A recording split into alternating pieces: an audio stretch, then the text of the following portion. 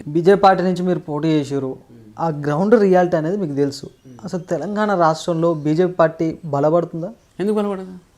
అట్లా అనుకుంటే గతంలో 2 సీట్లు ఎంపీ సీట్లు ఉన్నది ఈరోజు 3 సార్లు ప్రభుత్వం ఏర్పాటు చేసిన నరేంద్ర మోడీ నాయకత్వంలో మేము కూడా పనిచేస్తున్నాం కదా.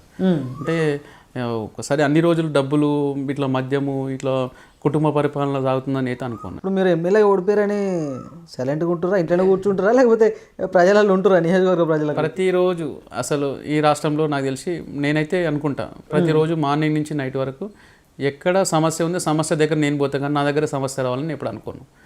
నేను ఎక్కడ ఇప్పుడు ఈరోజు పొద్దున ఆర్టీసీ కార్యకులు సమ్మె చేస్తున్నారు, మరి తెలియంగానే నేను వెళ్ళిపోయినా. ఓకే, మా కార్యకర్తలను తీసుకొని అక్కడ వాళ్ళకి మద్దతు తెలిపి మీకు అన్ని రకాల సహకారం ఉంటుంది, మా పార్టీ ఉంటుంది అని అట్లా ప్రతి కార్యక్రమం ఈరోజు ఒక ఆర్టీసీదే కాదు, ప్రతి ఎంప్లాయీస్, ఆశా వర్కర్లు, అంగన్వాడీలు, పారిశుద్ధ కార్మికులు, డంపింగ్ యార్డు, డబుల్ బెడ్రూమ్లు, ఇట్లా ప్రతి సమస్య మీద ఈరోజు నేను పోరాటం చేస్తున్నా. నా పార్టీ నాయకుల సహకారంతో నేను ముందు ఉండాలని ప్రయత్నం చేస్తాను. బీజేపీ పార్టీ మతతత్వ పార్టీ అనేసి కాంగ్రెస్ నాయకులు గట్టి విమర్శలు చేస్తున్నారు, దీనిపై మీ స్పందన ఏంటి? అంటే మీరు ఒకసారి ఆలోచన చేయాలి. ఈరోజు బీజేపీ పార్టీ మతతత్వ పార్టీ అయితే నిజంగా కూడా సంక్షేమ పథకాలలో హిందువులకు ఎక్కువ లేక మైనార్టీలకు తక్కువ అనే ఆలోచన ఎక్కడ ఉందా?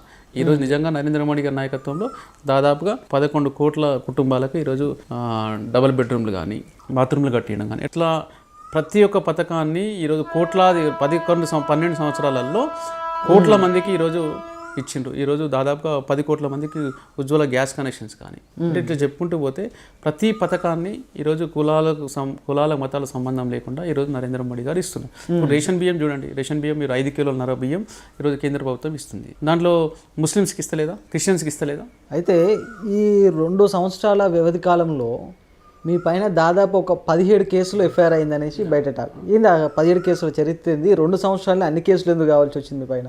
అంటే ఇక్కడ శత్రువులు చాలా మంది అయింటారు. అంటే ఇంకో గ్రామ స్థాయి నుంచి ఒక వార్డు మెంబర్ నుంచి వచ్చినవాడు ఈరోజు ఒక నియోజకవర్గానికి ఎమ్మెల్యేగా పోటీ చేసిన, జాతీయ పార్టీలో ఎమ్మెల్యేగా పోటీ చేస్తాడు.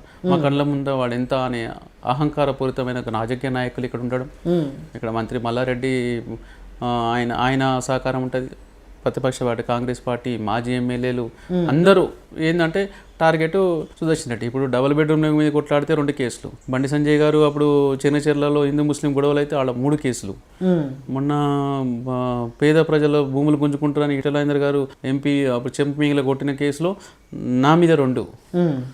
ఈరోజు వక్ఫ్ బోర్డు సమస్య మీద పోరాడితే 1, డంపింగ్ యార్డ్ మీద పోరాడితే 1,